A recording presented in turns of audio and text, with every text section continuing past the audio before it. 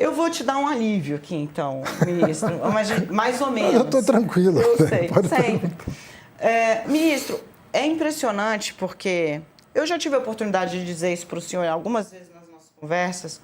O senhor conseguiu atingir feitos muito impressionantes. Eu vou ficar em um aqui que resume tudo. A isenção do imposto de renda para quem ganha até R$5.000, ou seja, essa pessoa deixa de pagar imposto de renda, foi aprovada por unanimidade em 2 turnos na Câmara e no Senado.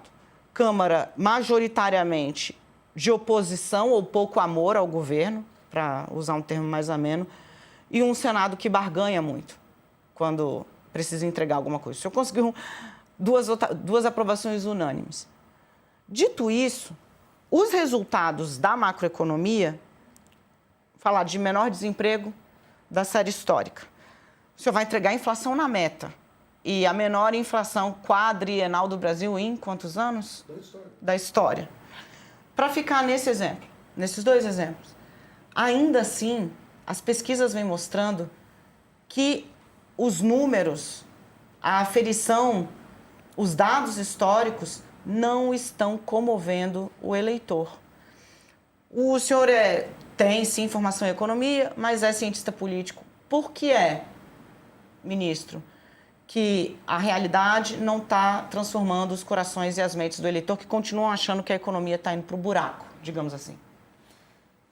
Bom, deixa eu qualificar assim, a tua fala. Em primeiro lugar, se você pegar as pesquisas de opinião, você vai verificar que a economia, no ranking das preocupações do brasileiro, ela foi perdendo lugar para outros temas. Então, o último Datafolha que eu me lembro deu um percentual de 11% dos brasileiros que consideravam a economia o principal problema do Brasil.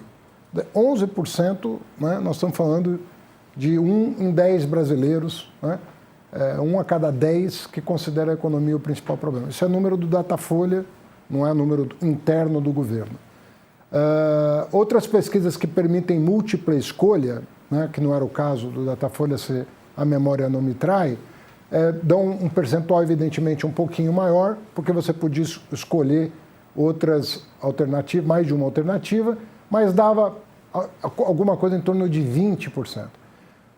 E outros temas galgaram degraus, né? Segurança pública, combate à corrupção, etc, etc. Então, isso para dizer que eu não acredito que a economia vai derrotar o governo e aí, fazendo coro com a tua avaliação, pode ser que não eleja o governo. Então, porque economia no mundo inteiro está sendo um elemento muito importante, mas não necessariamente o decisivo para ganhar ou perder uma eleição. O ponteiro, o ponteiro da eleição, ele está muito... ele está mudando com muita rapidez ao calor, às vezes, do dia, da notícia do dia. Eu me lembro, Dani, quando aconteceu aquela operação na Penha, no Rio de Janeiro, com a morte de 150 pessoas, inclusive policiais e tal, como aquele episódio, só aquele episódio, mudou o humor das pessoas em relação... Tava tudo, até o dia anterior, todos esses indicadores estavam valendo. No dia seguinte, o ponteiro mexeu por conta de um evento extremo que mexeu com o humor das pessoas. Né? Então, eu acredito que nós estamos toda a fase mais extremista, e nós estamos vivendo uma fase de extrema-direita no mundo, ela gera esse tipo de instabilidade emocional. As pessoas ficam mais suscetíveis à notícia do dia. E por isso que isso mantém a chama da esperança dos candidatos mais improváveis, que falam, bom, mas se o Bolsonaro foi eleito, por que eu não? Né? Todo mundo pode chegar à conclusão que, se o Bolsonaro chegou à presidência da República, qualquer cidadão está habilitado a ser imperador do Brasil. Né? E isso, em função da época que nós estamos vivendo. É uma época de extremo, de pensamento muito radical. E isso faz com que as esperanças de pessoas que até o dia anterior não eram ouvidas, né, passem a ser consideradas uma alternativa de organização da sociedade. Ministro, desculpe insistir, e até peço desculpa para o meu colega lá em Brasília. Imagina, a partir de agora a gente vai girar livre. Levantou o dedo, eu estou passando, vamos embora. É só porque para poder ainda pegar o gancho puxado pela Daniela, porque é o seguinte, no meio disso, né, bem, a inflação dos alimentos, a gente estava vendo o IPCA que ainda não fechou, mas o IPCA que estava até novembro, a inflação dos alimentos em domicílio estava 3 vezes menor do que a inflação geral, isso realmente, isso é fato. Só que, ao mesmo tempo, você teve... os supermercados reclamam, a Associação dos Supermercados reclamam que você teve um aumento no endividamento, que os juros acabou comendo o poder de compra de uma parcela da população, né, enquanto uma outra que tem mais dinheiro consegue comprar mais. É quase que uma retomada em casa. Você teve uma parte da população que está crescendo, consumindo mais, e uma outra que está consumindo menos.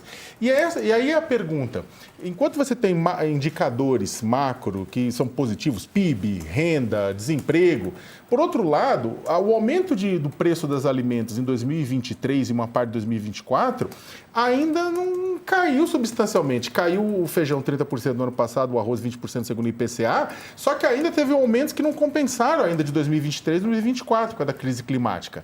E aí a pergunta, o senhor falou que talvez a economia não seja o ponto principal, né? Mas se a inflação...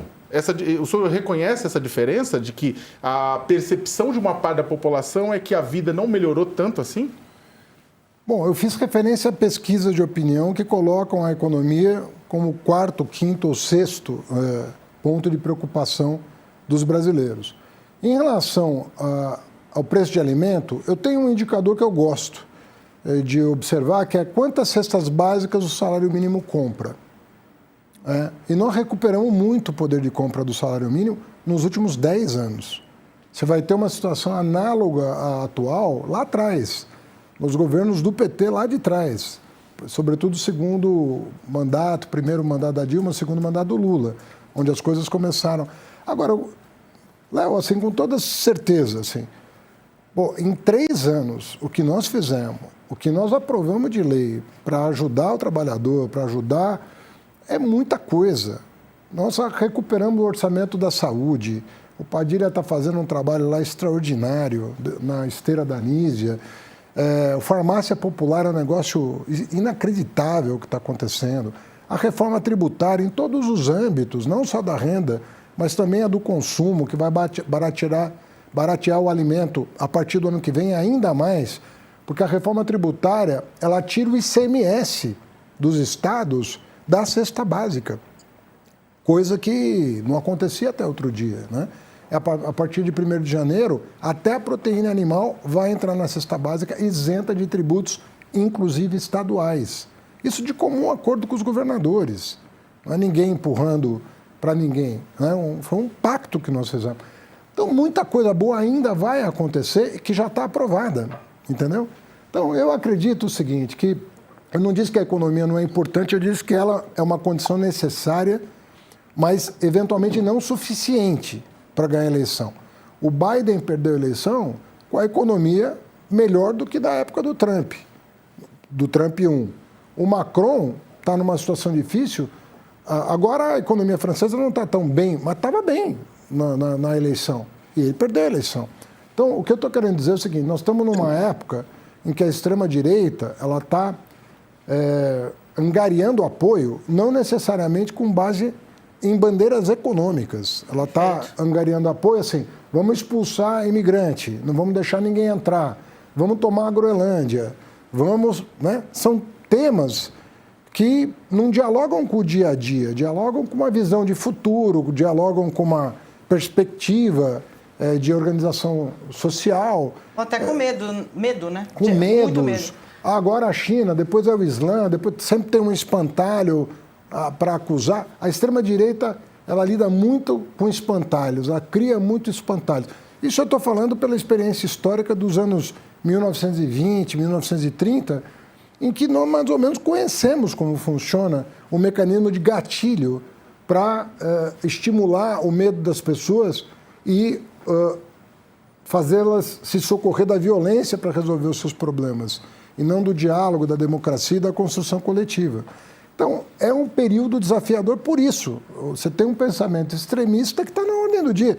E está em todos os jornais. Não estou aqui vendendo nenhuma coisa que não esteja expresso nos jornais do mês. Eu estava conversando com uma jornalista outro dia que dizia o seguinte: nós estamos no dia 15 e nós já podemos fazer uma retrospectiva de 2026. Verdade. Gente, você que está nos acompanhando pela internet, tem perguntas chegando para o ministro.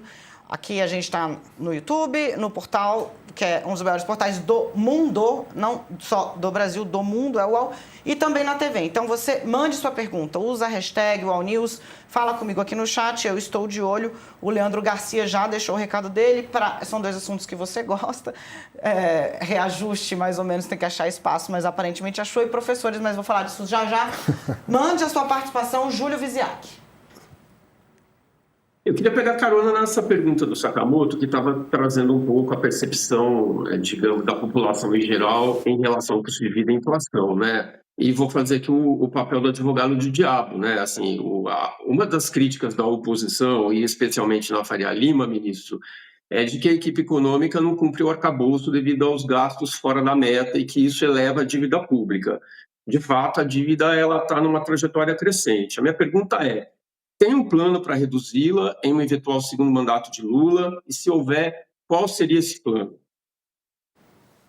Olha, eu não posso deixar de usar um termo um pouquinho forte para me referir a isso, porque assim, está faltando um pouco de honestidade com o número, né? Uma coisa é a sua percepção, é a sua ideologia, a sua visão de mundo. A outra coisa muito diferente é número, né? Você colocando tudo na conta, e eu fiz essa conta com muito didatismo um outro dia. O Bolsonaro mandou um orçamento para 2023 com 63 bilhões, 64 bilhões de déficit, desconsiderando 2 despesas por conta de emendas constitucionais. A primeira delas foi que ele aumentou em 1º de agosto de 2022 o Bolsa Família de R$400 para R$600, pretendendo com isso ganhar as eleições. Só que ele não colocou no orçamento a diferença de 400 para 600, que eram mais 52 bilhões de reais. Então, 64 com 52, e a PEC dos precatórios era uma PEC do calote. Você não precisava colocar no orçamento todo o volume de precatórios que deveriam ser pagos, porque ele fez uma PEC permitindo pagar só em 2027. Essa PEC foi considerada inconstitucional pelo Supremo, tinha que constar mais 44 bilhões a mais de precatórios na peça de 2023. Então, se você pegar o déficit projetado para 2023 do Bolsonaro, dividindo pelo PIB do ano, você tem um déficit superior a 1,6% do PIB. Essa é a conta. E assim, eu me disponho a conversar com qualquer ministro da Fazenda que me antecedeu. Publicamente, privadamente, eu me disponho a conversar com qualquer ministro da Fazenda que me antecedeu, para conversar sobre essa questão, de como eu recebi as contas. Aí a pessoa, qualquer que seja, tem muito ministro vivo, graças a Deus, ex-ministro vivo, chama qualquer um, para sentar comigo em que auditório for para discutir as contas que eu recebi. Se alguém se voluntariar, está convidado a fazer o debate. Ministro. Quanto foi o déficit do ano passado, considerando todas as exceções? 0,48% do PIB. Considerando tudo, o Plano Brasil Soberano por causa do tarifaço, a questão do INSS que nós devolvemos para os lesados pela quadrilha que se apropriou lá do INSS, tudo considerado, 0,48%. Quer dizer, nós reduzimos em 2 anos 70% o déficit primário. O problema da dívida tem a ver com o juro real. Não tem a ver com o déficit que está caindo. Inclusive, a meta para esse ano é uma meta ainda mais exigente de resultado primário do que foi o ano passado e do que foi o ano retrasado e do que foi o primeiro ano de governo. Então, nós estamos subindo o sarrafo das exigências. Agora, eu repito, eu estou disponível para conversar com qualquer pessoa que sentou na minha cadeira sobre as contas públicas e de qualquer período. Nós podemos discutir as contas públicas do Fernando Henrique, do Lula I, qualquer ex-ministro da Fazenda vai ter o meu respeito para a gente debater isso. Porque daí a gente resolve de uma vez. Entendeu esse assunto? Em vez de ficar o pessoal falando A, B ou C, vamos botar um profissional que sentou na minha cadeira para debater. Aí fica mais fácil. Eu gosto de debate. Faz tempo que eu não debato. A gente está... Bom, mas tá aí. Se quiser ser candidato a governador de São Paulo, tem vários. Mas Inclusive, já fica o tem convite outras pra vir aqui formas no de eu UOL. debater. Eu estou propondo uma forma aqui, né, em público. Está todo mundo me ouvindo aqui. Vamos debater.